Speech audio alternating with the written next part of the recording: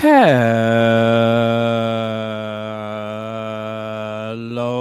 hello, hello. Welcome to Royal Sussex Live. Welcome, one and all.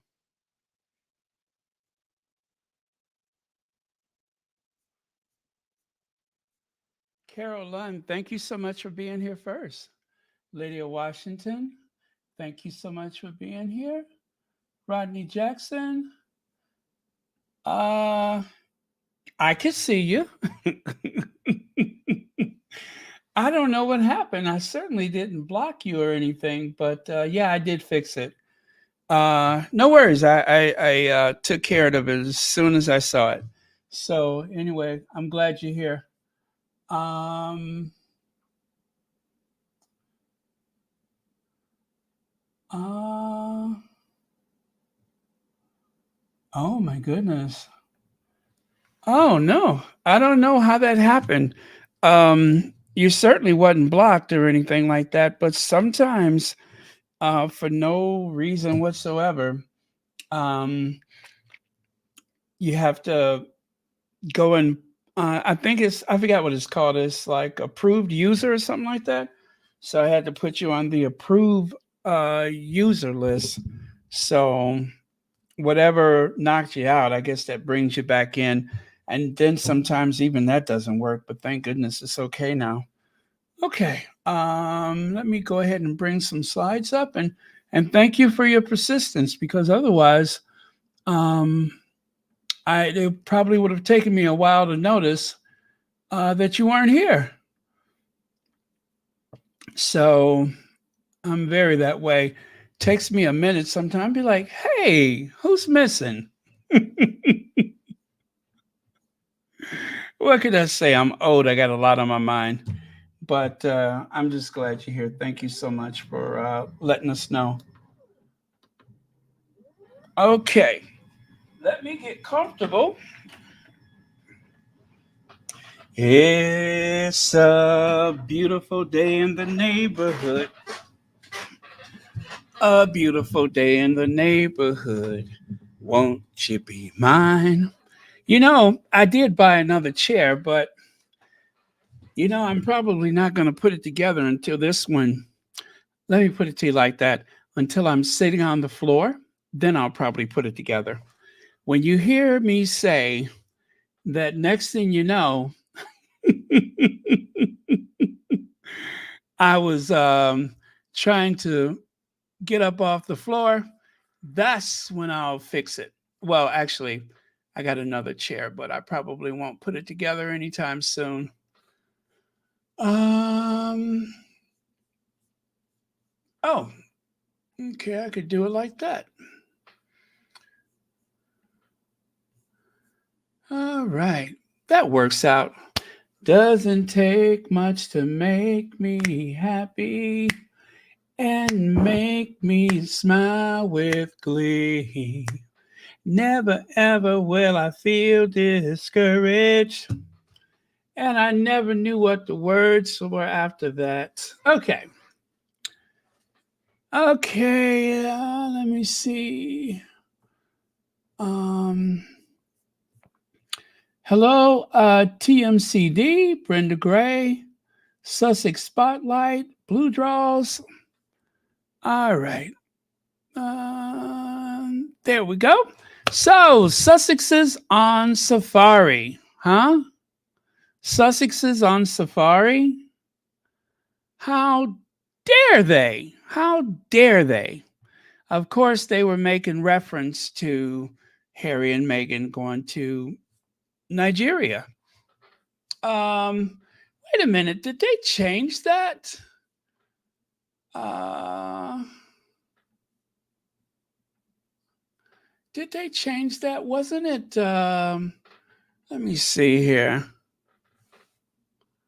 Sussex is on safari.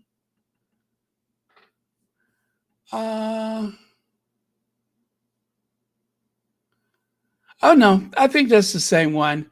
Non-working royal Harry and Meghan will tour Commonwealth Nation of Nigeria. Yeah, that's the one. Oh yeah, I cropped the top of it there. Speaking of crop tops, Have you guys ever seen me in a crop top? Believe me, you have not lived until you've seen a middle-aged, over-caffeinated, chubby baby boomer wearing a crop top. I'm telling you, you have not lived until you've seen me in a crop top. Um, it just kind of it takes your breath away.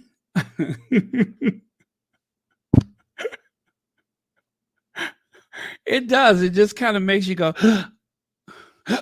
like that. It takes your breath away.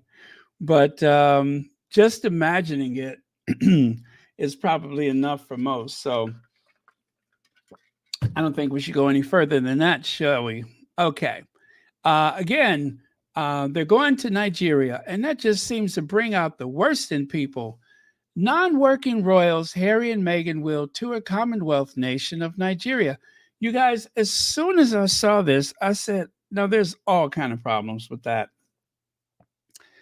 Non-working royals, as if they don't work.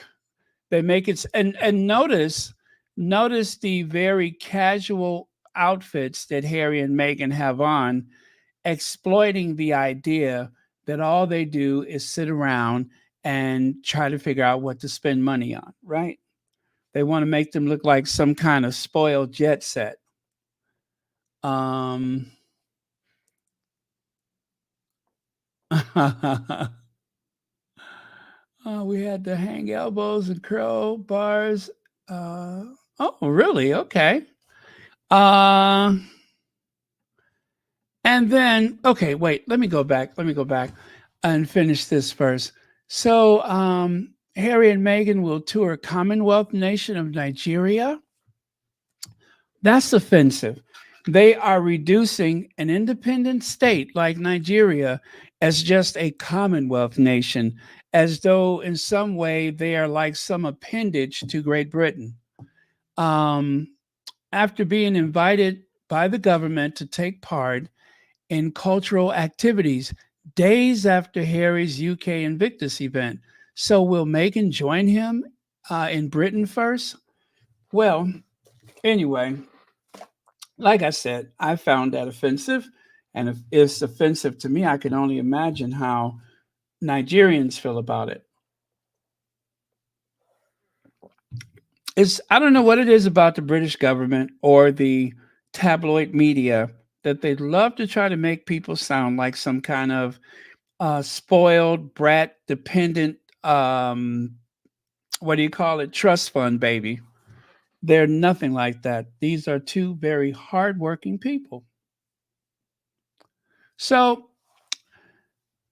if that wasn't enough when I first saw it, you see the person on the right side there? This person blocked me. But in spite of that, I found a way to see this. It just kind of popped up on my screen. And I'm like, blocked, right? And so I said, well, what am I missing? Because, well, anyway, someone else had pointed this out. So 7 people were trampled to death in Lagos neighborhood on February 23rd when a mob stormed an auction to cheaply sell off rice seized from smugglers. The price of rice, the beloved staple on Nigerian dinner table, has soared 98.5% in the last year.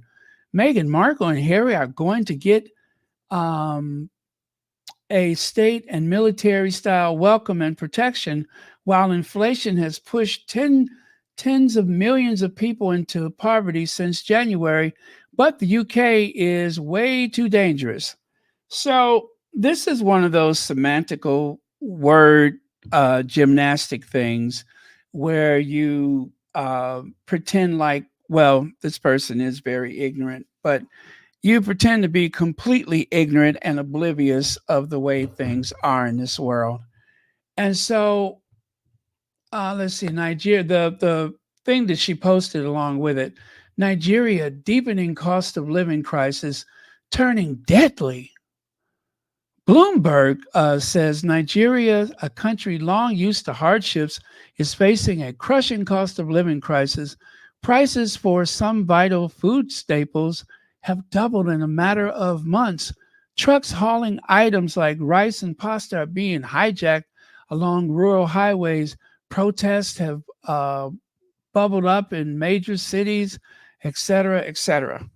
Um, and I'm not even saying that they're exaggerating, but I'll get to my point. Let me see here. Oh, yes, it is Archie's birthday. We still have a few hours over here, but yes, it is Archie's birthday. And TMCD, thank you so much for 13 months membership. And thank you so much for watching Royal Sussex. So I saw this and I thought, isn't this the height of hypocrisy? Isn't this the height of hypocrisy? I believe Nigeria achieved their independence after having so much of their wealth stripped away from them by the British Empire. They achieved their independence back in 1966. After so many years of bloodshed and so much of their wealth being stripped away, hauled away, um, people being butchered and all that kind of stuff, the usual things that come with being colonized, right?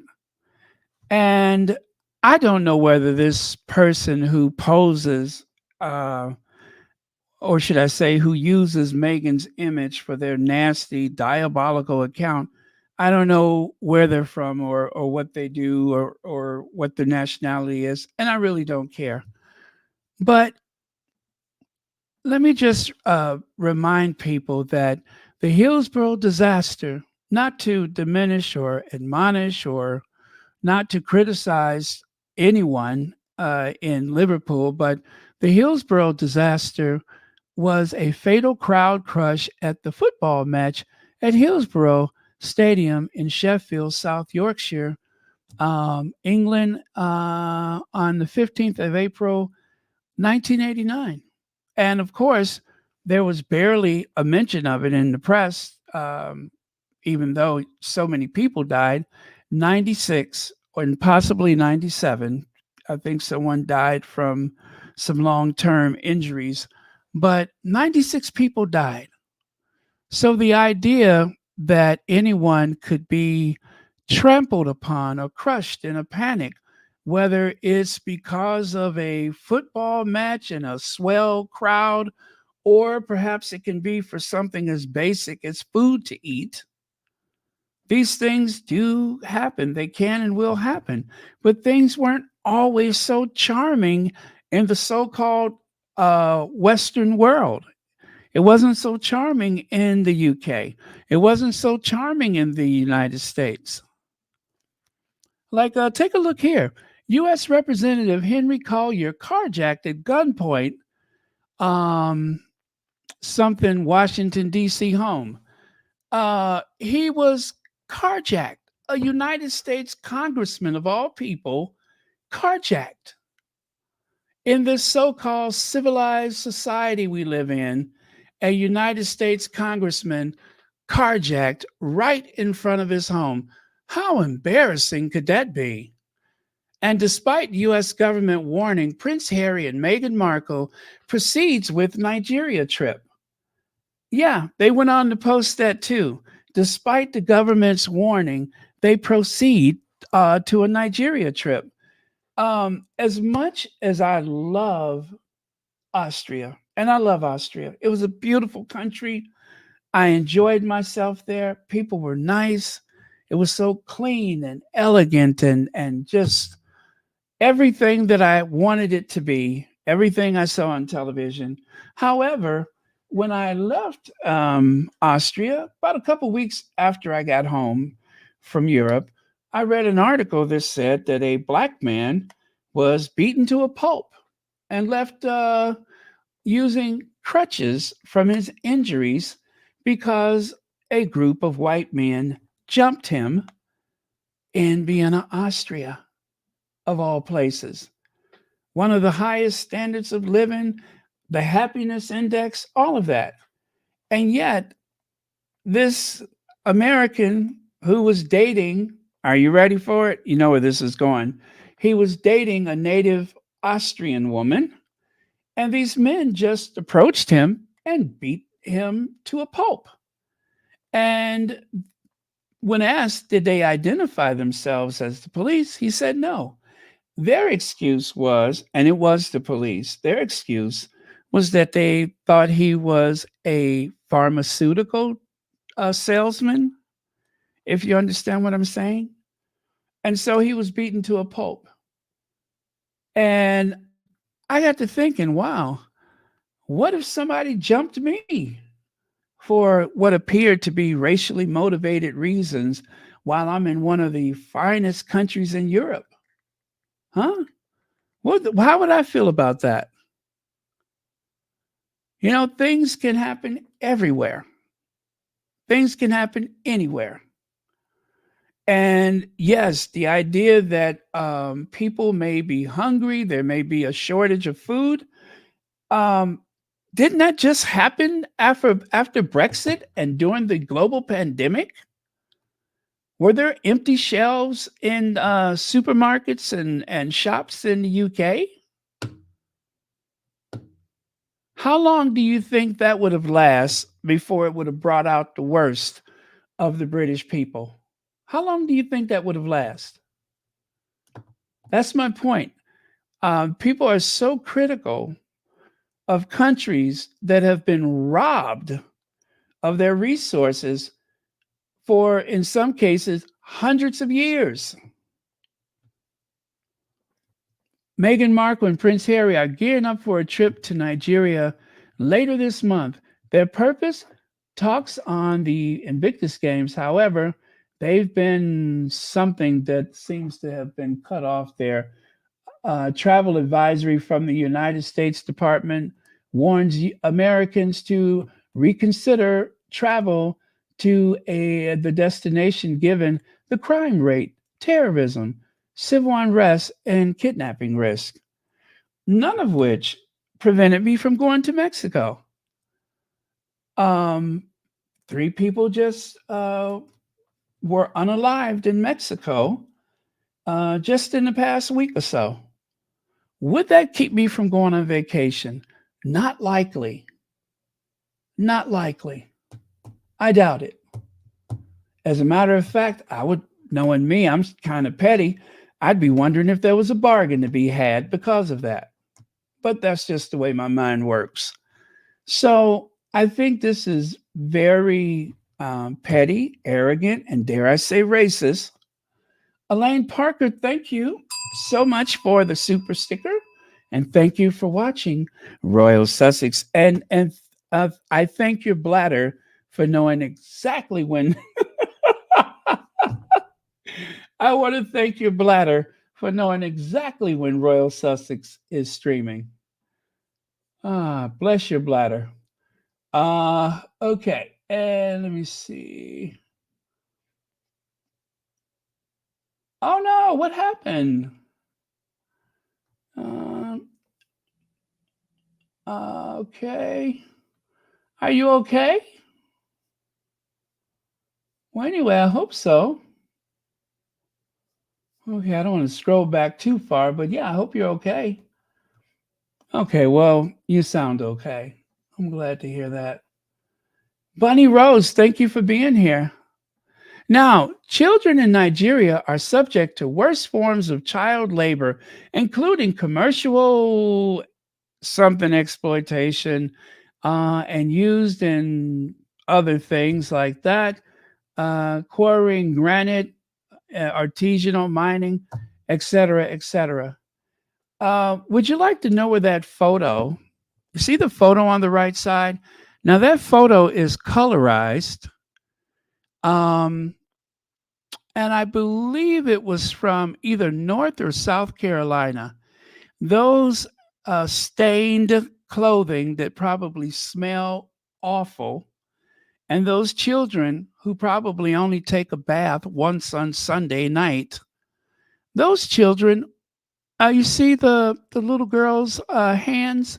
You see how their hands look all gnarly? Guess what those children used to do? Those are child laborers who were shucking oysters. They were working in the oyster trade here in the wealthiest country in the history of the world, these United States, the last true superpower. How could something like that happen? And you know that this had to be within the last, what, 150 years, as this is a photograph. When did photography start? Back in the 1840s, maybe? So let's say between 150, 170 years ago, this photo may have been taken. Look at their faces. Look at the sadness and anger in their eyes. But nothing like that could happen here in the United States. But it did. But instead, let's try to find everything we can. Let's find everything we can find that is happening wrong in Nigeria. Of course, this is coming from the country that took children at the borders and put them in cages. That's how sophisticated we are.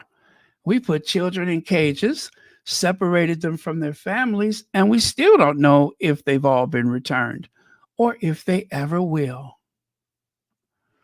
This very bleak looking image right here, this is Britain. I Googled labor in Britain for younger people, and this is what comes up. This is the Industrial Revolution. It happened on both sides of the Atlantic. Happened on both sides of the Atlantic, but yet we're so hypercritical of Nigeria, a country that has only had its independence since 1966. Yes, and governments can't be everywhere. They cannot be everywhere. Eventually, somebody's going to fall through the cracks. This is very pitiful. It reminds me of what was that thing they used to call it? That thing that made the southern United States so wealthy. The thing that made, well, actually, all of the United States wealthy. And the thing that made so much of Europe incredibly wealthy. Gosh, I forgot what that occupation was. I know what it was. It was the transatlantic slave trade. That's what it was. How could that slip my memory?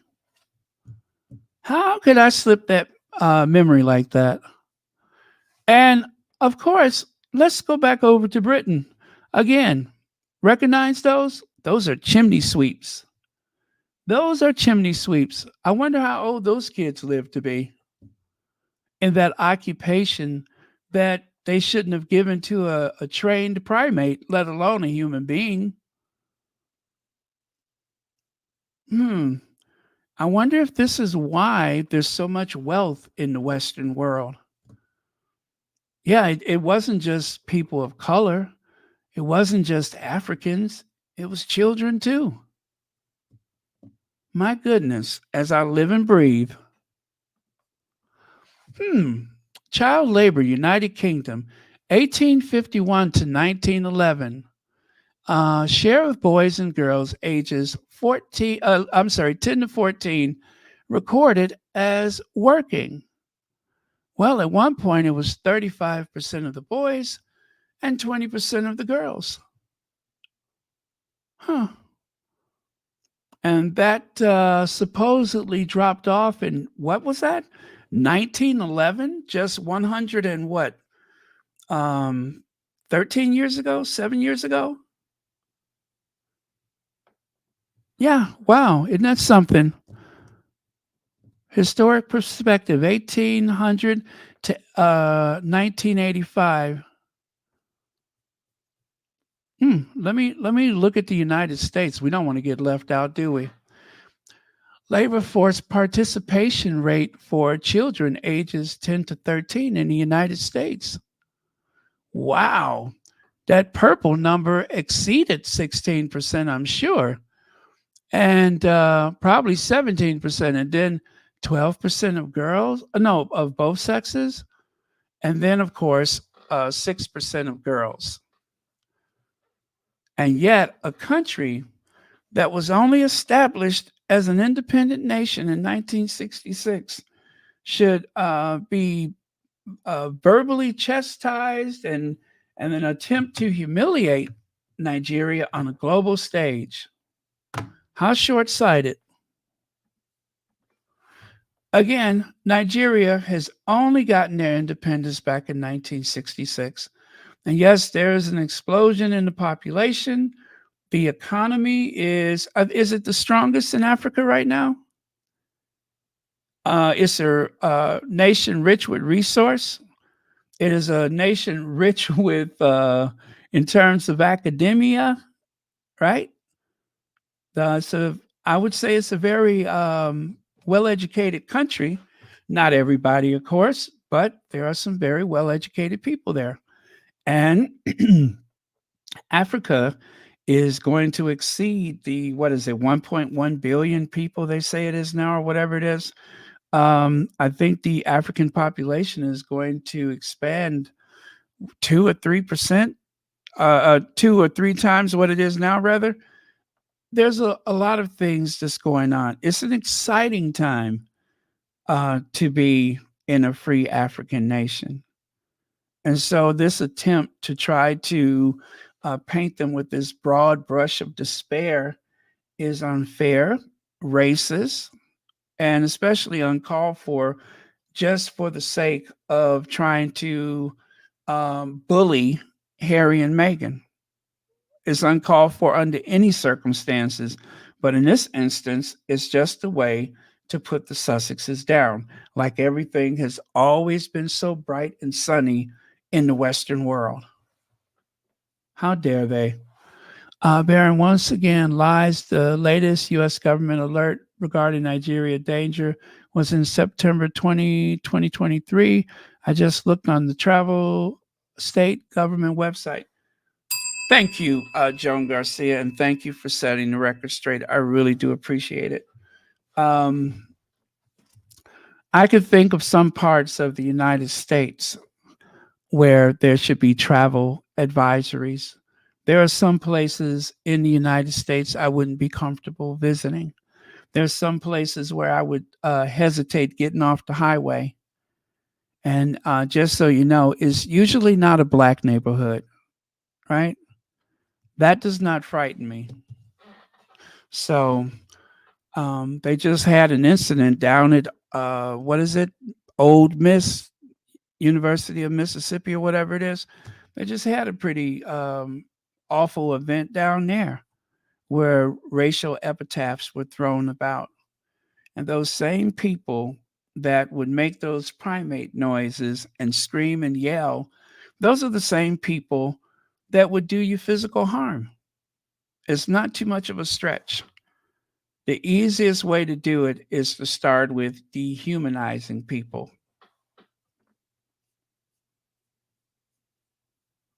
Lizzie 34. Oh, thank you so much for the super sticker. And thank you for being a member, and thank you for being here. So, anyway, I'm going to get off my soapbox, you guys, but I just want to keep things in perspective before Harry and Meghan get to Nigeria. I have a feeling that I'm going to have to revisit this conversation again.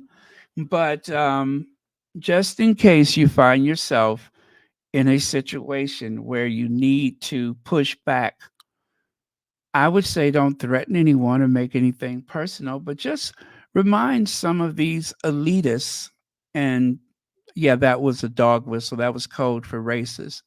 Remind some of these racists where their countries come from, how their economies developed, how things still may not be so rosy as it were.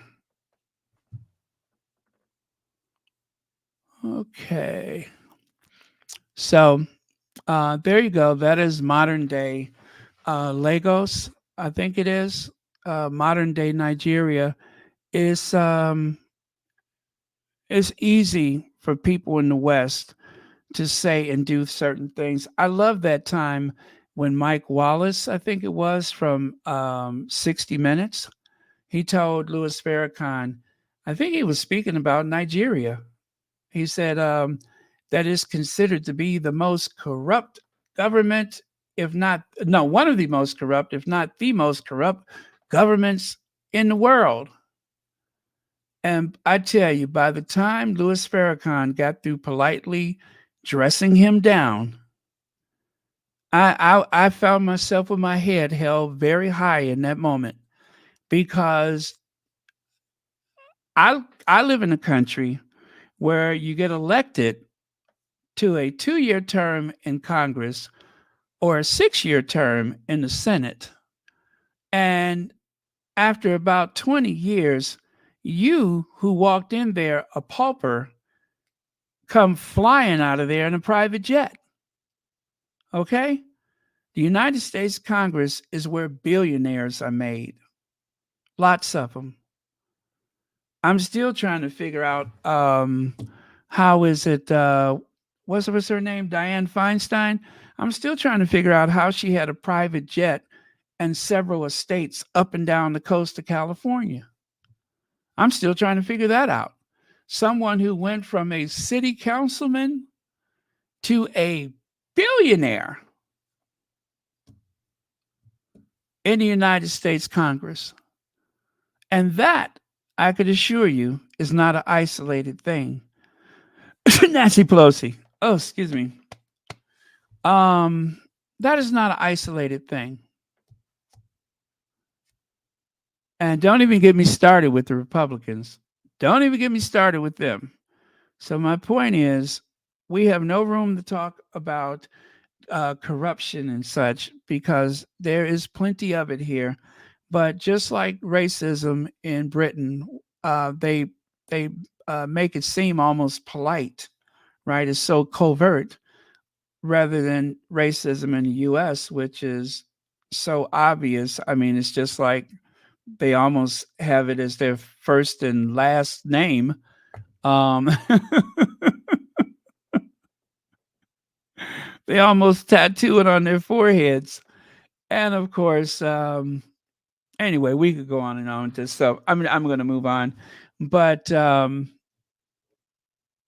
I think some of these people in the media, and of course some of these trolls in the social media, is really no way to directly deal with them, but they need to be taught some manners because people have selective memory.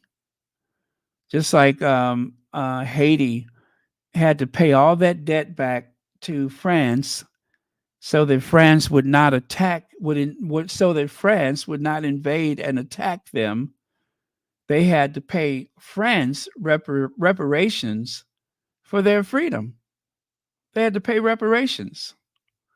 Under the threat of cannon fire, they had to pay reparations.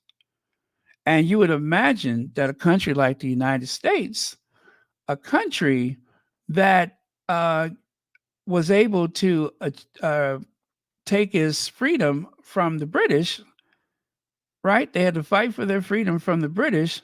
You would think that they would be there to give a helping hand to Haiti. But instead, they reinforce all kinds of sanctions and bad treatment against Haitians, basically representing their good old friends, the French, who is the United States' oldest ally. So it's always like that. When there's a country that is not predominantly white, the rules are always different. Everything changes based upon skin color, based upon race and ethnicity. Things always change. Like right now, Venezuela should be one of the wealthiest nations in the world, given the fact that they have this massive oil reserve. And yet, they are struggling. And it's not because Venezuelans are just violent people. It's not because they're Venezuelans.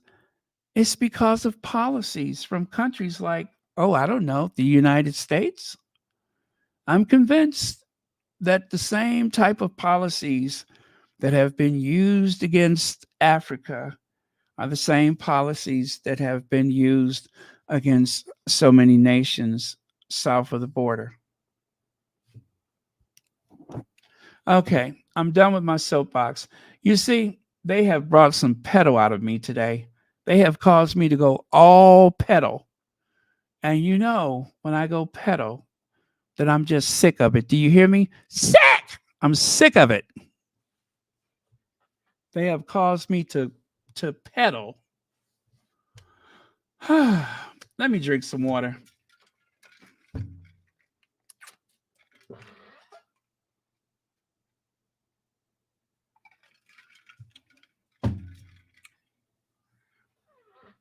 I'm telling you, these people have worked my last nerve. And also, I'll just close by saying this. Don't forget that I am part Nigerian. Didn't come out in school though. Academically, I'm I won't tell you academically what country I get that trait from. Um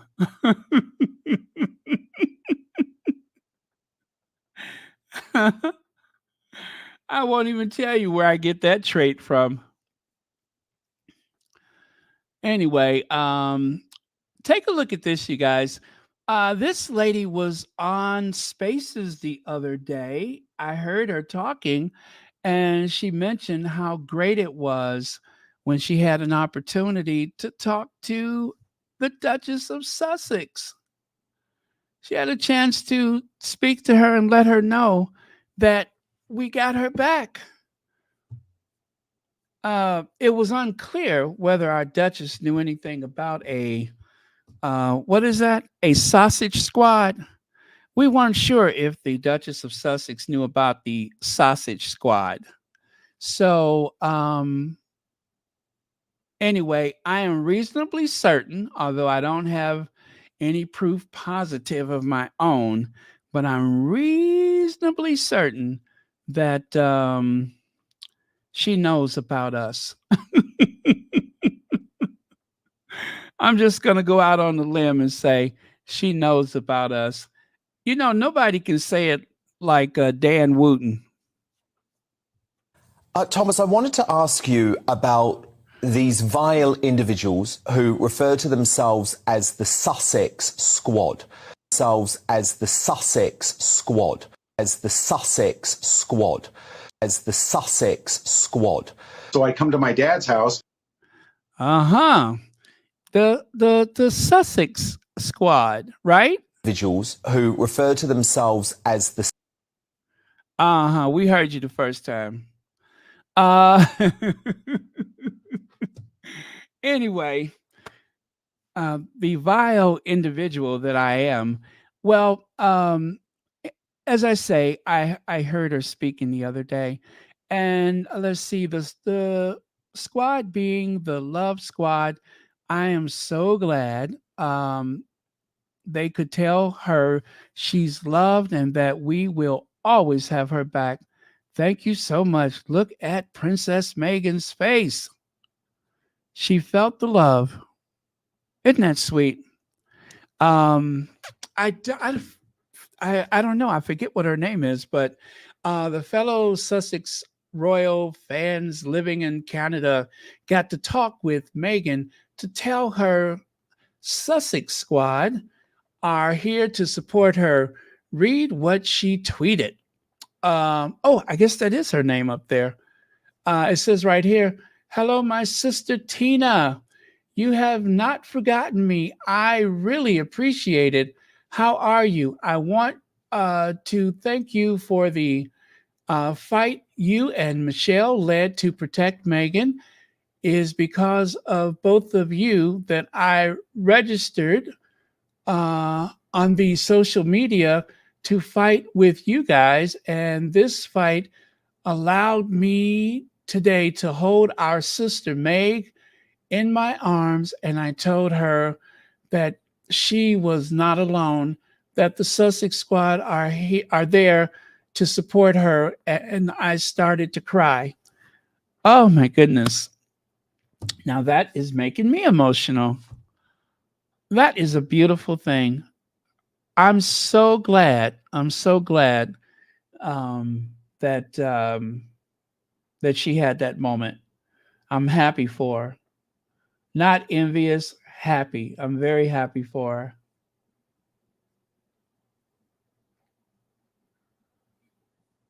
Wow, that is beautiful. Oh, Lorraine, is it Lorraine? Okay, Lorraine is her name. Oh, thank you, Marjorie Austin. Okay. So, and anyway, so this is how it started. How sweet is that?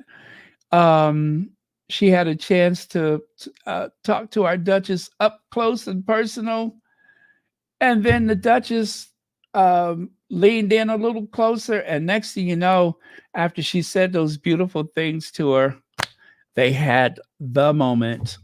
How beautiful is that? How beautiful is that?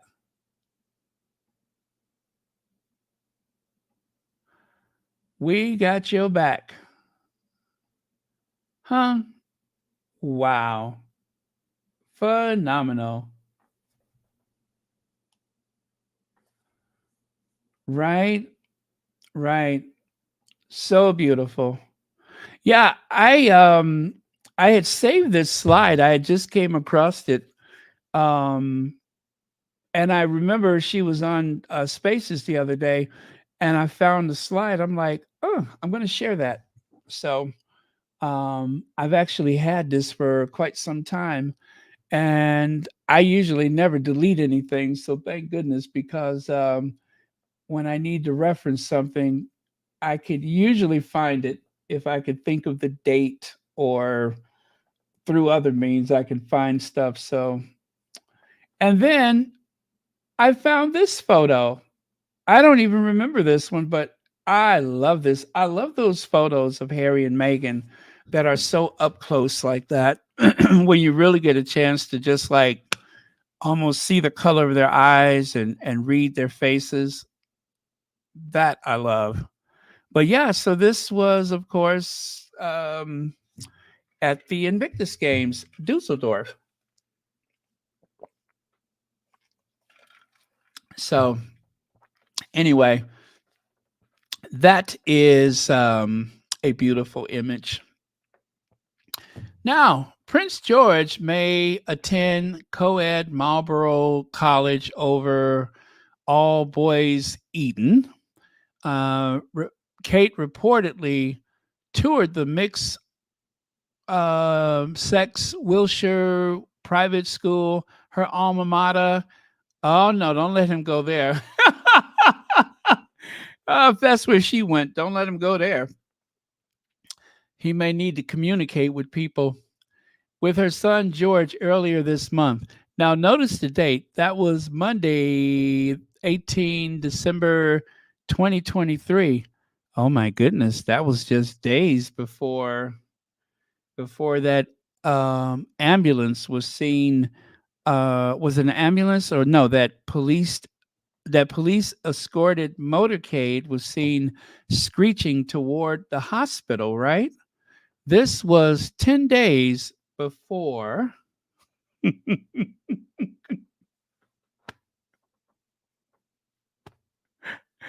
Oh my goodness, I didn't realize I was making a connection here. But since I went through all the trouble, this was 10 days before the trip to the hospital. We don't know who was in the motorcade. To be fair, we don't know who was in the motorcade, but this was 10 days before that unexplained motorcade to the hospital, right? Remember that one? Prince William and Prince Harry both attended Eton College, and it is well known that King Charles loathed his time at the boys' boarding school, Gordonston. But it appears Prince George may now break with royal tradition entirely by attending a co ed educational school. Well, this is what they said in December. 8 days.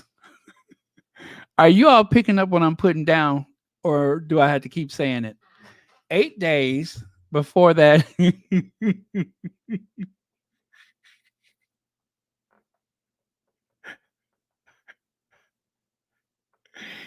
8 days before that motorcade went racing toward the hospital. Okay, I see some 100s. Okay, you're picking up what I'm putting down. So let's fast forward to May the 6th, 2024. One of the squatties, who I choose not to identify just to keep people out of her off of her social media, she said there's clearly an ongoing Wells's power struggle over the eldest son and boarding school, with mom knowing he won't cope. Could this be what escalated over Christmas?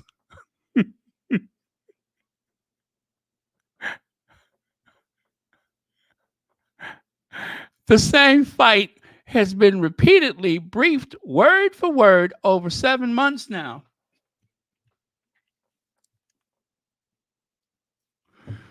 I don't like where this is going. My goodness. You know, it makes me wonder who got the last word.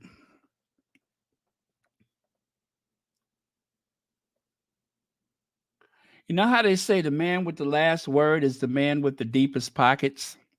In this case, the man with the last words is the man with the command of the English language. Oh, no, I'm sorry. The man who went to visit someone at the hospital. Oh, that's terrible. I hate what I think I'm right now. Anyway, I'm just kidding, you guys. I'm sure that there's nothing to it. But okay, so there was an article that says cancer-stricken Kate Middleton braces for heartbreak as Prince William's decision. Prince Kate forced to give in to Prince William's major decision for kids.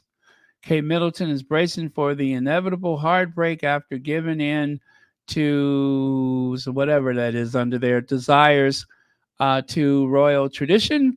According to a report from In Touch Weekly, from last year, a source revealed that the Princess of Wales had been at odds with Prince William over choosing to send their eldest son, Prince George, to boarding school once he is 13. The royal has been against the idea of the future king in waiting, following in the footsteps of the royal men before him and continuing his high school studies at Eton College. It must hit Kate hard.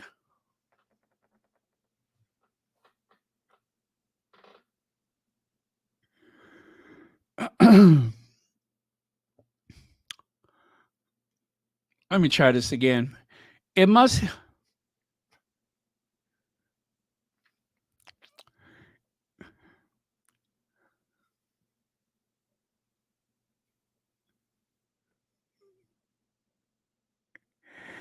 Anyway, let me see here. However, the Prince of Wales reportedly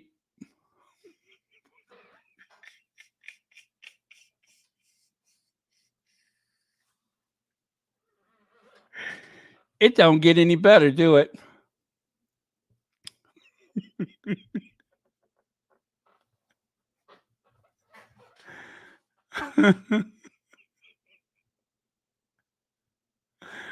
It don't get any better, do it? I tell you, this at whatever you turn, there seems to be a trap, isn't it?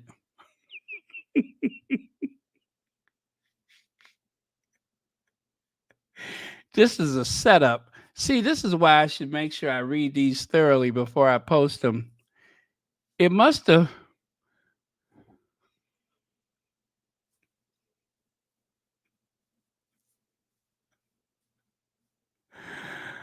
Anyway, Kate thinks sending him to such a stuffy upper crust institution goes against all of their efforts to modernize the monarchy. they explain. Plus, she'll miss George desperately. She and William.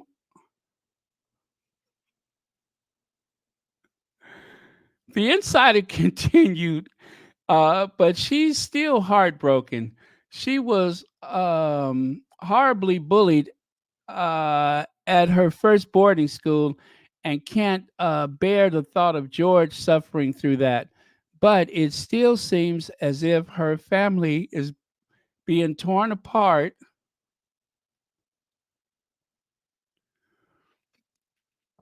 There's also the worry that William will insist on other two kids being shipped off next. Kate knows this is part of her royal duty, they added. Oh, boy. Oh, okay. So I got through that one. Lord have mercy. I tell you, there was like 3 traps in that one.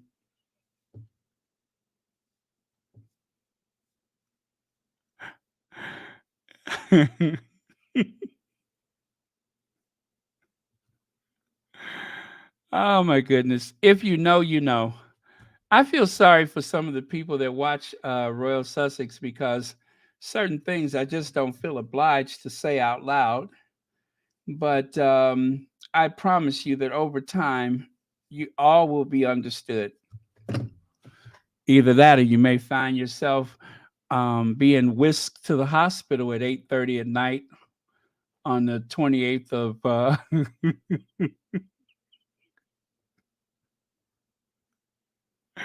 on the 28th of December.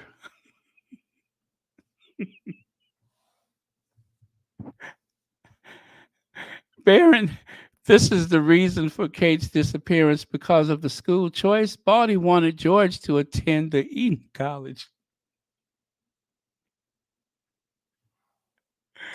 Thank you so much for 15 months membership. Oh, who writes this stuff? Obviously, someone close to the couple.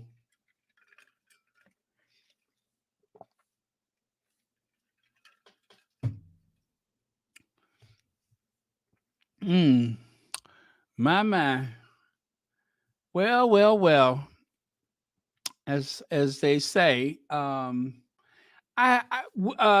was her name on what was that show? Different World.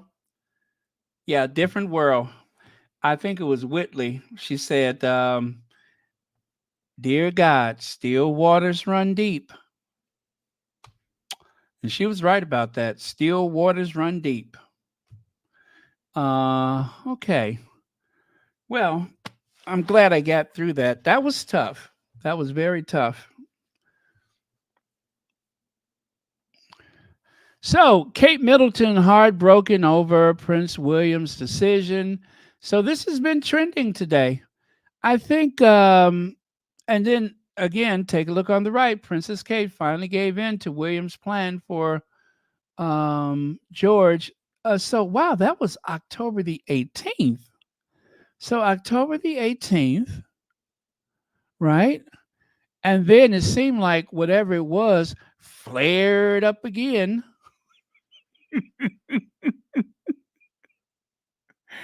It seemed like whatever disagreement it was flared up again in December.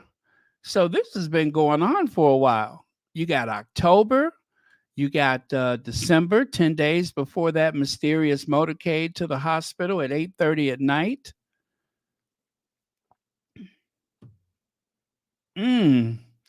Well, I guess they must have come to terms.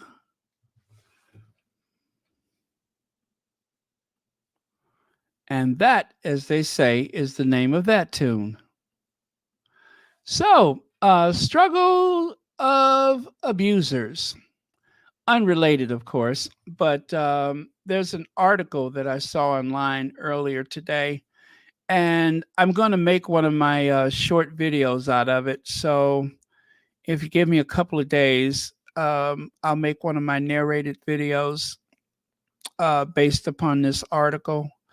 But apparently, this article examines why William may be finding it difficult to cope Leaving an abusive relationship is an incredibly courageous and often necessary step for the victim's safety and well being. However, it's essential to understand the dynamics at play, including why abusers find it difficult to cope when their victims decide to leave.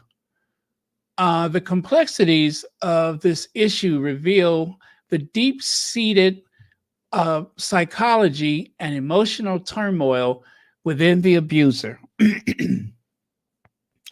Of course, this is not necessarily related to anyone in particular, but there was that incident that Harry wrote about in his book. So I'm actually thinking about Harry when I read this article over what Harry claims was an attack from his older brother.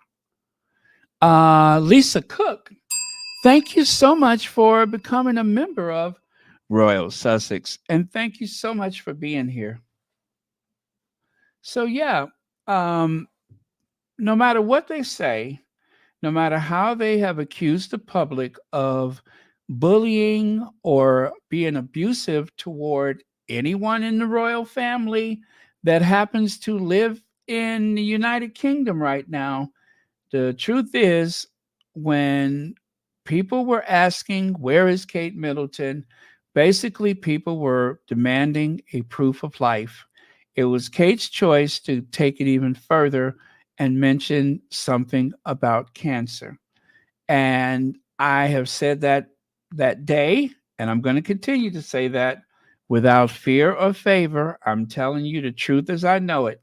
There was no situation where anyone was demanding any further information about her illness. People basically were just asking the question, where is Kate? Even though the tabloid media has tried to make it out to be people demanding to know about her health profile, that is not the case. We had moved beyond that. You said it was abdominal surgery and you won't tell us exactly what it is. And the public was like, okay, get well soon. Then on the 22nd of March, then we find out that you're receiving a cancer treatment for a cancer that may or may not have been present based on the way you look at these things. According to one American medical professional, he seemed to be in disagreement or find some of the words used problematic when Kate described her situation. He's pretty much said it didn't make sense to him. And he wasn't the only one, but most doctors chose to leave it alone because that's what makes sense when you're not able to see the patient or if you're not treating the patient yourself. That's the responsible thing to do. But it doesn't mean that every medical professional agrees with it. And even family members and people who are currently or have in the past have gone through cancer, there have been more people saying that it sounds suspect than there are people that are willing to go on the record and say, this all makes sense to me. So people do have a problem with it. So I'm just reminding people that that is still unsettled, but we have moved on, right? I think that's a fair way to put it. It's unsettled, but we have moved on. So now, as I mentioned the other day, I found it eerily, I guess, what is the word I'm looking for? Eerily coincidental that the day that they issue a statement from Buckingham Palace during the King's recent hospital procedure for benign prostate enlargement, a separate issue of concern was noted. Subsequent diagnostic tests have identified a form of cancer. His Majesty has today commenced a schedule of regular treatments during which time he has been advised by doctors to postpone public facing duties Throughout this period, His Majesty will continue to undertake state business and official paperwork as usual. The King is grateful for his medical team for their swift intervention, which was made possible thanks to his recent hospital procedure. He remains wholly positive about his treatment and looks forward to returning to full public duty as soon as possible. His Majesty has chosen to share his diagnosis to prevent rather speculation, and in the hope it may assist public understanding for all those around the world who are affected by cancer. So that is all lovely, but he won't tell us what kind of cancer. Okay? So let's do this one more time. I believe it was January 17th. Kate had abdominal surgery, but it wasn't cancer. Charles has an enlarged prostate, but it's not cancer. And then on the 22nd, on the 5th of February, that statement was released from Buckingham Palace.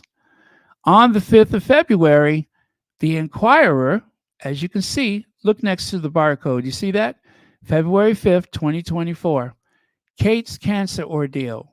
Terrifying diagnosis. What happens next? William sick with fear. Now, you know, they had me until they got to the part William sick with fear. But that's what they said. Fighting for life after emergency surgery. There's just too many odd coincidences with Charles and Kate, both of whom last year were accused of being racist, according to Omid Scobie's book, and actually according to a unfortunate, possibly deliberate, possibly accidental rough draft of Omid Scobie's book. Okay? So Charles and Kate went into overdrive, as did Camilla and William, to push back against the idea that there is racism in the royal family. And at the time, I was like, wow, this is impressive, but this is unsustainable. These people are working themselves into a frenzy. How long could that possibly last? And of course, we remember Kate going to that royal variety or whatever it was with the, was it Crown Princess Victoria?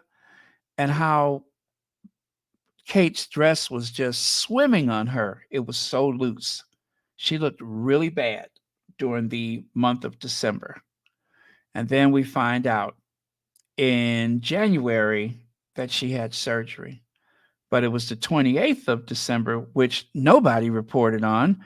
Just some person, random person on the street, showed the motorcade whisking toward the hospital 10 days after, that article that I shared with you earlier.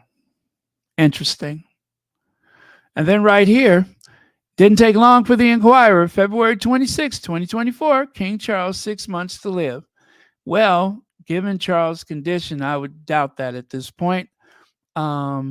He seems to be getting better, not worse. But I have been around enough people to know that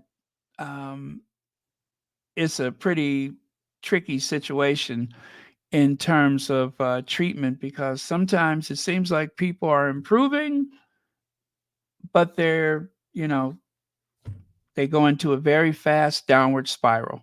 I hope for Charles' sake that that's not the case. I hope for the entire world that that's not the case, as I am not excited about seeing William ascend to the throne ever. And so over here on the right, you can see Princess Kate's condition is not cancerous despite emergency abdominal surgery. That was January the 17th. So again, they said on the 17th it's not cancer. If they and I want to just remind you all of this one more time.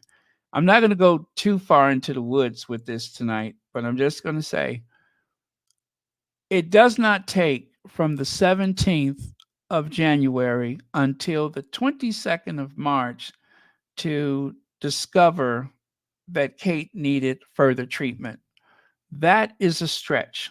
And remember, William did not miss the prayer service for King Constantine because of anything to do with Kate Middleton. Remember that? They stressed, just as they said Kate didn't have cancer, just as they said Charles did not have cancer, they stressed the fact that William did not miss that prayer service because of Kate and her illness, only for them to come back after Kate's appearance on the bench. And they said, you know what? And that is why William did not make it to that prayer service.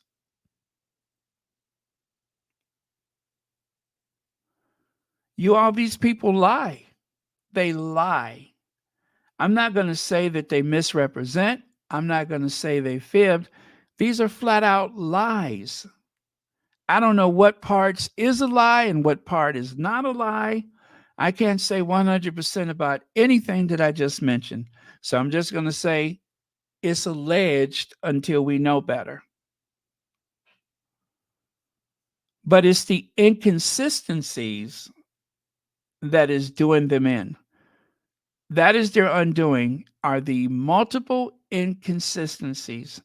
And yet they blame the public for being skeptical about things that they created themselves. They are the ones who have walked into the propeller of the plane, which means that, guess what? You're not going anywhere. You're going to the hospital if you walk into the plane propellers. But that's essentially what they keep doing.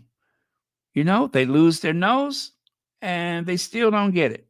They get their lips chopped off. They still don't get it. Do you have to lose your whole head before you understand to stop walking into the propeller? Marjorie Austin, 9 months membership. Thank you so much. Let me see. 300 page. I saw that. A 42-year-old can't work. Make it make sense. Yeah, the Queen worked up until her death. The Queen, whether it was her mother, her sister, her father, no matter who died, the Queen went to work. Right? But if somebody gets a hangnail, William's like, I'm not going in today. Yeah, tell him I can't come. No. That's pretty serious. It's a hangnail. Nope. That thing can get infected. I can't go. That's William's way of dealing with things. Not exactly a profile in courage, right?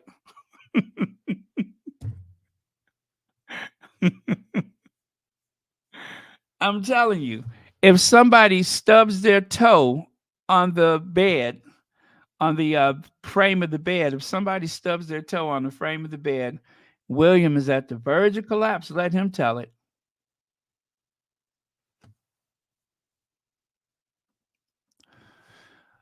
It's worse than anyone knows. Major operation amid eating disorder rumors. She's been in a pain for months. What Prince William told the children, Princess Anne's worst fears. Look at that. Princess Anne's worst fears comes true after King Charles cancer scare. Wow. And what is the date of this one? Why, this is Star Magazine. And that is February the 5th. So I'm wondering, did this magazine come out on the newsstands before Charles, said that or not? That I don't know. Because if this came out after Charles said he had cancer, wouldn't he be the one on the cover instead of Kate? So I didn't see this actual article, but from best I can tell, it looks like it. What is it about that February 5th date? Right? It says February 5th, 2024. So this had to be on the newsstand before that, you know, it probably is the Star and the Inquirer. I think they come out the same day. But you know what? I don't know what the timetable is. I don't know if it comes out a week before or the day before. I don't know when it makes the newsstands or the checkout counter at the supermarket. But either way, on the 5th, and they couldn't have mentioned Charles because he's not pictured on the cover.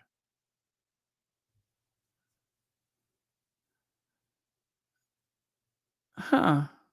Interesting. I just noticed that just now. I didn't notice the date of this one until just now. That this is also a February the 5th. Something about that day. Cat Harlem says, Baron, every time they every time they give a statement, you have to ask them, were you lying then? Are you lying? Oh, were you lying then or are you lying now? Got it. Thank you so much. Exactly. Thank you. Thank you for the super chat and thank you for your membership. But yeah, very true. You have to ask, well, are you lying now or were you lying then? That's what it comes up to. That's exactly how it reads. Which is the lie, then or now? Kate Middleton's new Kate Middleton's new video shows her happy, healthy with William. Now, take a look on the right. Kate Middleton and Prince William are going through hell, says heartbroken designer friend. Okay, were you lying then? Or are you lying now? Wow, Cat Harlem, I can't agree with you more. Were you lying then or are you lying now? Because whoever that was at the farmer's market came sprinting out there like she was running the Arlington Million. And then the Kate we saw on the bench seemed very different. Not to mention that the Kate we saw in the car with her mom and the Kate that we saw in the car with William. There has been several Kate Middletons since Christmas. Several of them. And you all, I have to tell you, I have been keeping up with Tisha Tells, and Tisha has been getting some good information. And as she says, make of it what you will. Do your own research. And that is the best thing to do. Do your own research. I'm only sharing with you the stuff that I've picked up here and there as I know it, given the dates, given the headlines, all of that. And you can never say, oh, those headlines don't mean anything. Victoria Newton, when she was on that talk show, saying that image of them at the farmer's market was actually distributed with the consent of Will and Kate. And see, this is something I want to make sure that you know about. The invisible contract, there's an agreement that the tabloids in the UK will not use paparazzi photos of the royal family, meaning the senior royals, Will, Kate, Charles, Camilla. They will not, I repeat, they will not ever use paparazzi photos. However, in order to help make the case that Kate is A-OK, the Sun purchased that video from someone who claimed to be just a weekend shopper. They purchased it from him, and the Sun, which is owned by Rupert Murdoch and News Corp, and also owns TMZ, instead of breaking their promise and distributing this video through the Sun newspaper, they gave it to TMZ in the United States, where there is no such agreement to distribute all over the world. And Victoria Newton seemed to have a working knowledge of everything, along with the likes of, let me see, what's her name? I keep seeing the Quaker Oats man,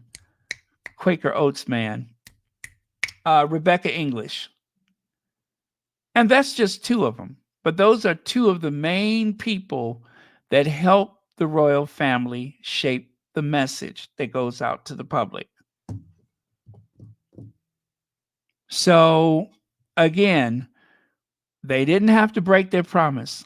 They acquired the video from someone who looked rather suspect and disingenuous, and that person gave them the video, which, of course, is very poor quality video. Even though this is 2024, it looks like it came from an old Motorola Razr phone.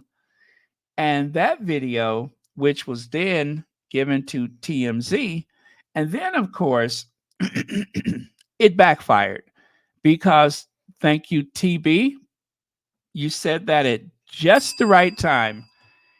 It backfired because TMZ, acting independent of the Sun and seemingly independent of Rupert Murdoch, they said that they have a problem with the video. In other words, they have been bamboozled, that they have been pulled into something, right?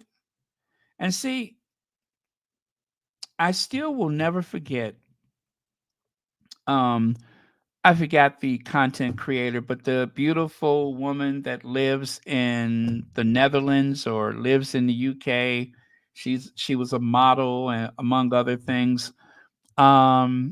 She said that when TMZ said that Michael Jackson died, she said she was washing dishes.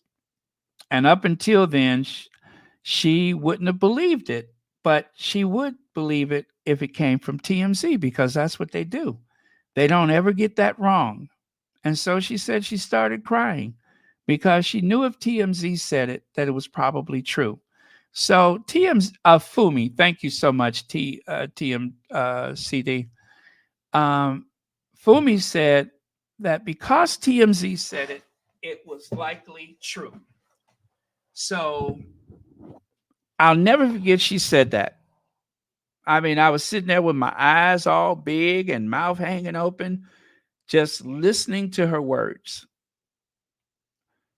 And she said, if they said it, then I knew it was true. And TMZ, even though they deal with some of the worst gossip journalism I don't have a strong respect for. One thing that you can respect is at least they're consistent. At least they're consistent. It may not be pleasant. It may not be what you want to hear. But in all likelihood, it's probably true. So they felt bamboozled and they called them out. They wanted to distance themselves from that video. Interesting, isn't it? Let me see. Baron, every time statement you have to. I'm sorry. I saw that one already. Sorry about that. Where am I? Let me scroll. Okay. So, let's move on to something more pleasant. I told you I didn't want to go so deep into that, but trust me, we'll be talking about it again. The 150th Kentucky Derby 2024 red carpet, Martha Stewart, Winona Judd, Cheryl Lee Ralph, and more. Well, I don't have a whole lot more. I'm just sharing this. And again, it was the 150th Kentucky Derby. I believe Queen Elizabeth used to have this dream about going to the Kentucky Derby. And when she came here back in the 1980s, I think she realized her dream of going to the Kentucky Derby. Um, anyway, I just wanted to share how good that I don't really care about that Judd girl.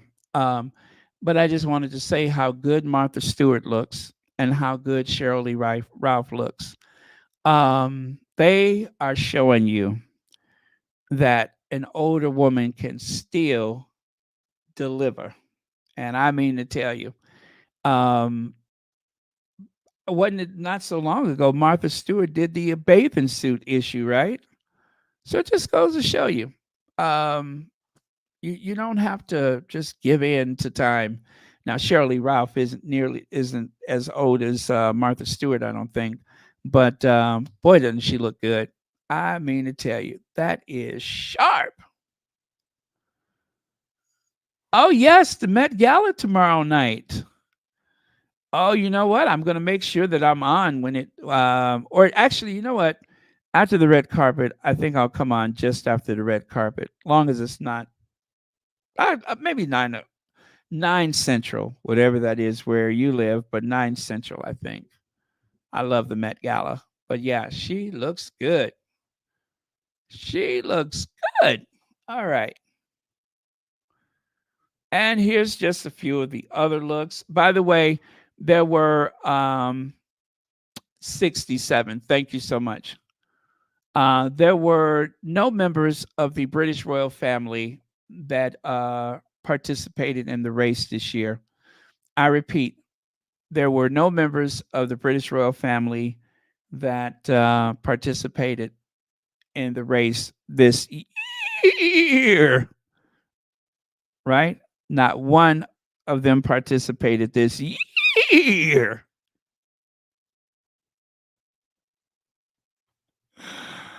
Oh,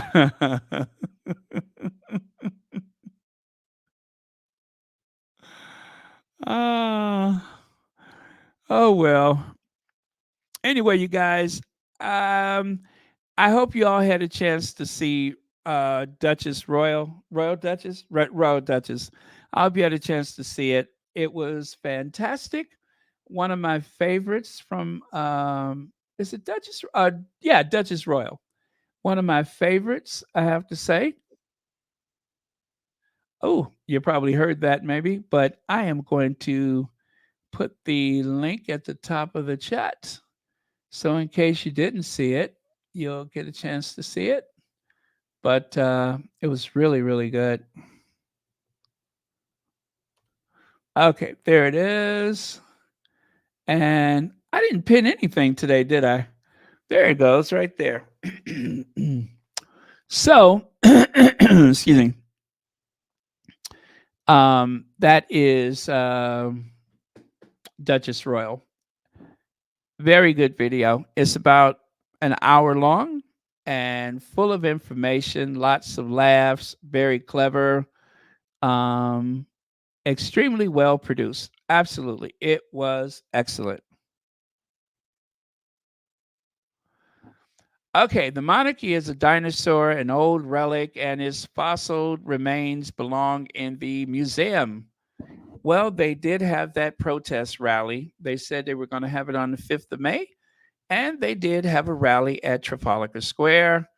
And there, to drive the point, there is a dinosaur to remind you that the monarchy has outlived its usefulness. And of course, I don't know if any of these guys were present.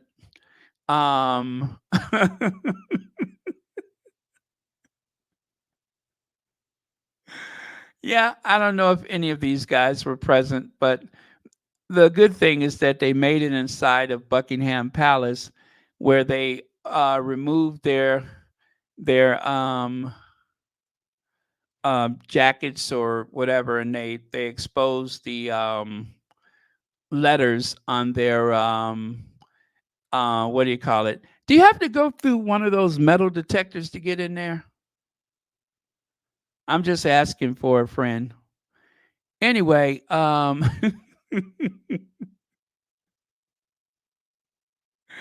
is for nothing. There's nothing to see. O is for oh golly, oh golly, oh gee. T is for timing. It's perfect timing to me. M is for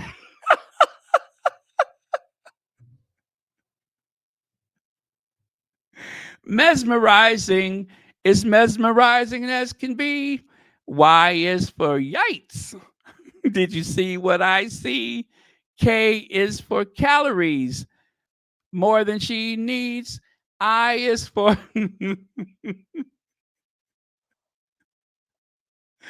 I is for everything I see, and N is for nothing else to see.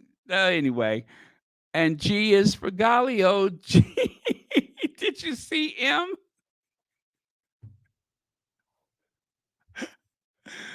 Oh, anyway, you know this one always floors me. You know that, don't you? And also, I did not notice that yellow T-shirt guy was there either. But maybe next time. I didn't notice him in the crowd. But you know what? As I was looking through my archives, I'm still trying to figure out how in the world were they clever enough to get Charles to um, guest edit the big issue, and no one on his staff mentioned to him or told them or whatever. Nobody said, "Gee, wait a minute, yellow border and big black letters, and yeah, that looks too much like Not My King, the Republic movement." You know what I'm saying? Somebody dropped the ball, among other things. And of course, this is like my favorite photo from last year. This is my was it was last year, yeah. This was my favorite photo from last year. The way they perfectly framed their argument, no pun intended. Also, there's a close up. You can see they were not discouraged. They actually waved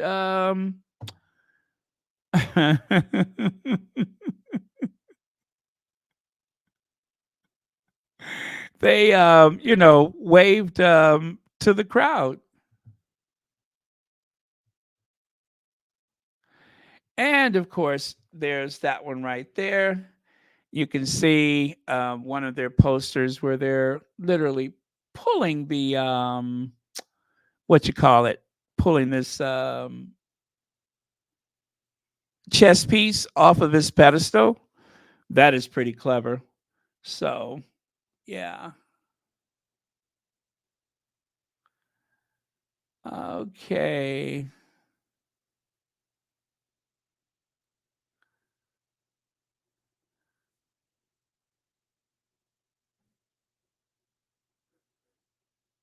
Okay. All right. Thank you, moderators, for taking care of that. And I am going to make sure that I take care of it permanently. Right now, I'm going to take care of that one permanently. How about that? That only takes a second. Anyway, you guys, give me just a minute to get rid of this trash. And you got to stick around for dessert. You got to stick around for dessert. I promise you, it is going to be outstanding. Okay.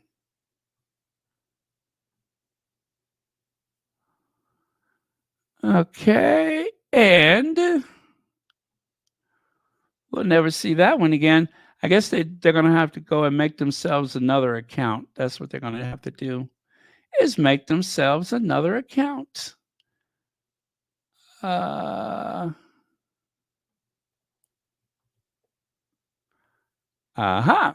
There we go. And they're out of here.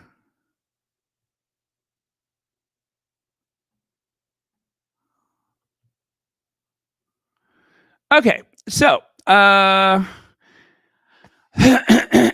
excuse me. We were talking about this in Spaces the other day as well. King Charles faces fresh calls to return or repatriate Ethiopian stolen prince after Queen refused, as new book details tragically short life of orphan who was adored by Queen Victoria and is buried in the Windsor Castle grounds. Prince Alamahu is seen posing for a photograph in Western clothing after being taken to Britain. Well, when the British were trying to, what do you call it, colonize Ethiopia, which was unsuccessful, by the way, they kidnapped this young man, took him to the UK, and well, anyway, he did not live long after that, and I think he was a teenager when he died, pretty much from a broken heart. Oh, now let me know if you see it. Let me know if you see it. This is an optical illusion. Do you see it or no? Do you see it or no? Ah, you see it, Amber Rowan. Yeah, go ahead and say what it is.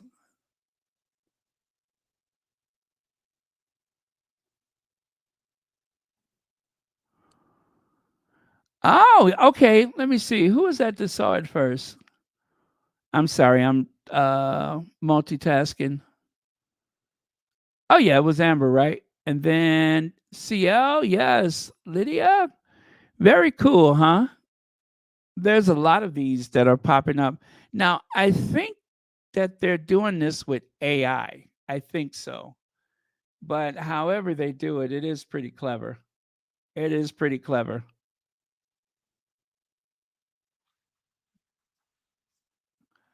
Yeah, that is very clever.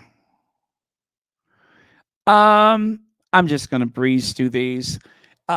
This is something I found randomly when I was doing some research. This person on Instagram has been writing letters to royal families all over. And of course, I only did some screenshots of the Sussexes, but look at how many times they have received these excuse me, responses from Kensington Palace. And this, I believe, is 2016, Harry. Even there, they managed to get some responses. So, yeah, that's pretty cool. Nice little hobby, right? And you can see the front, and that is the back next to the envelope. Usually they give some type of cordial response and, of course, a photograph. All right. Now, here's dessert, the world's best maintenance man. Are you ready for it? Are you ready for it? You guys got your dollars ready? Are you ready to make it rain? Are you ready to make it rain? I said, okay. I'm not sure what he's about to fix, but mine just broke.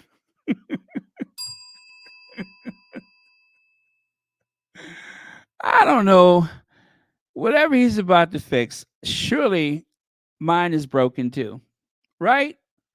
Whatever he's about to fix, mine just broke. So there you go. I told you I had dessert. I brought the dessert. But this dessert, you actually burn calories, right? You actually are burning calories. And with that, you guys, that is it for today. Thank you so much. Oh, by the way, that was our last word. I'm not sure what he's about to fix, but mine just broke. So when you see our queens, it's time to go. You know what I mean. And of course, thank you to the Mod Squad for keeping this a safe space. Church Nelly, Lydia Washington, Cookies and Creams, Adrian Burrows, Dominica, Anastasia, Isabella Christiansen, and Christensen, rather, Black Queen, Lucy Wynn, Elaine Parker, Elaine Parker's Bladder, and of course, VS Speaks Royally. Thank you all so much. I will see you all tomorrow. Love you. And all the best.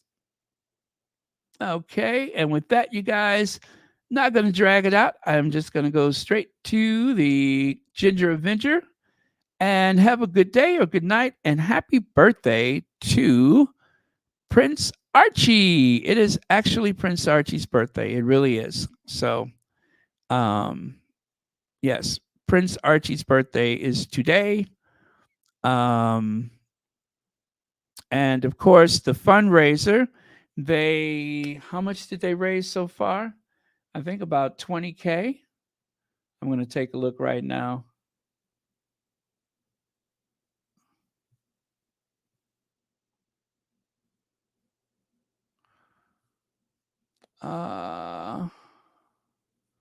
Wait a minute. How come I don't see it?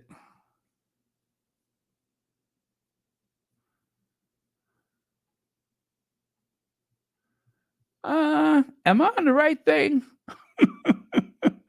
Oh, it's $16,329.65.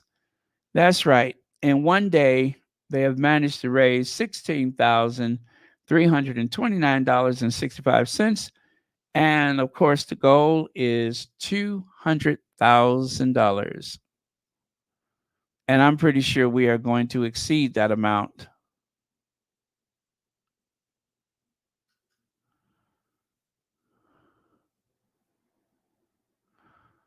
All right. Good night. God bless. And thank you, Lydia Washington has put the link. I'm going to put that up on top. And you could either use the link here or you can go to the community tab and you can find the link there.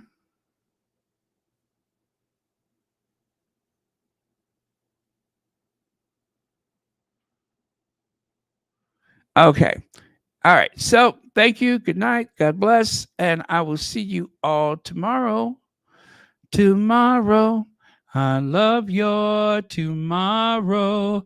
You're only a day away.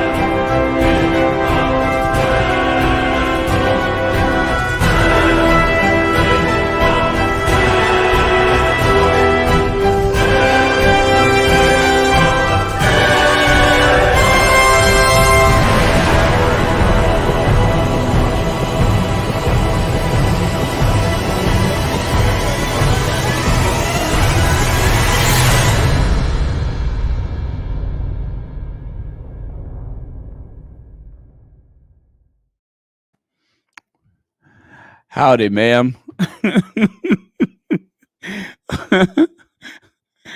what appears to be the problem. Do you guys remember that television show Soap? I think it was Soap. I think it was remember the soap.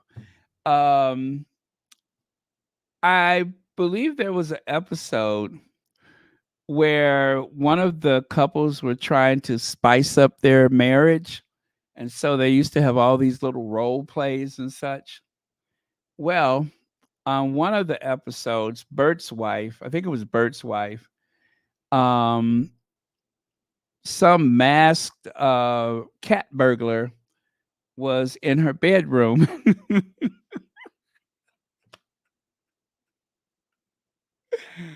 You know where this is going, right?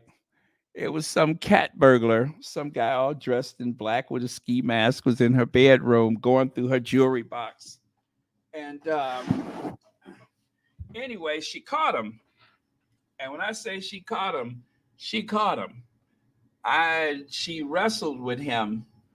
And of course, after everything was over, he just grabbed his stuff and left. Well, next thing you know, if I'm right about the characters, I think it was Bert had came home later that day. No, it wasn't Bert. Yeah, it was Bert. I think so. Anyway, when Bert came in, she was like, "Oh wow, that was nice. You know, we have to do that again someday." And he was like, "Do what?" And he's like, "I just got here."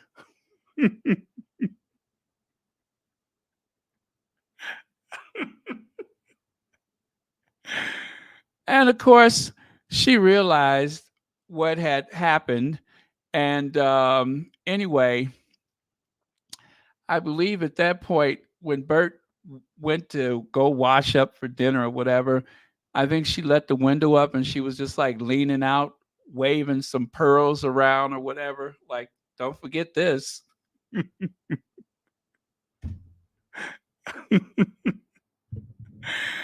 I'm going to see if I can find that. If I can, I'll put it on the community tab. But that was hilarious. That was so funny. I mean, it was just, of course, when I saw that in my youth, it kind of went over my head, although I understood what happened. But now I think about it as hilarious. But yeah, so okay. Gonna say goodnight. Thank you so much, and I will see you all tomorrow.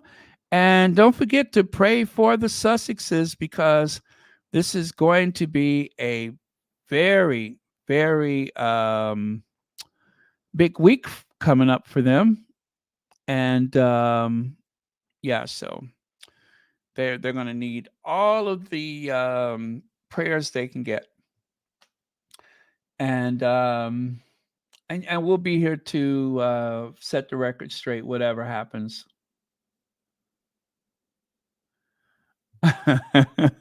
Oh yeah, she missed out on dessert, didn't she?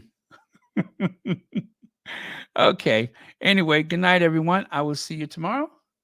And yeah, okay, I'm gone.